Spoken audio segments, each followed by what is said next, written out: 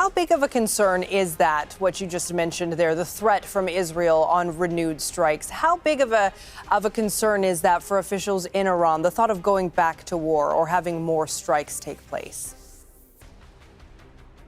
I think the Iranians would make a huge mistake if they didn't think that and follow-up by the Israelis is extremely likely. I think from Prime Minister Netanyahu's perspective, the way this war ended was not in any way, shape, or form satisfactory, despite the very significant PR campaign the Israelis have run, both internally and externally, claiming that this was a huge victory.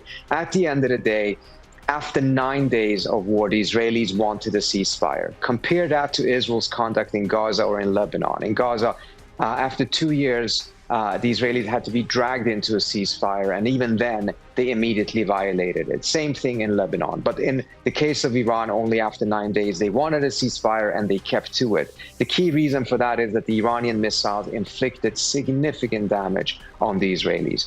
That is now the outcome of the war. Instead of Israel succeeding in subjugating Iran under its domination, we have now a situation of mutual deterrence. That is unacceptable for Netanyahu. It's unacceptable for his legacy.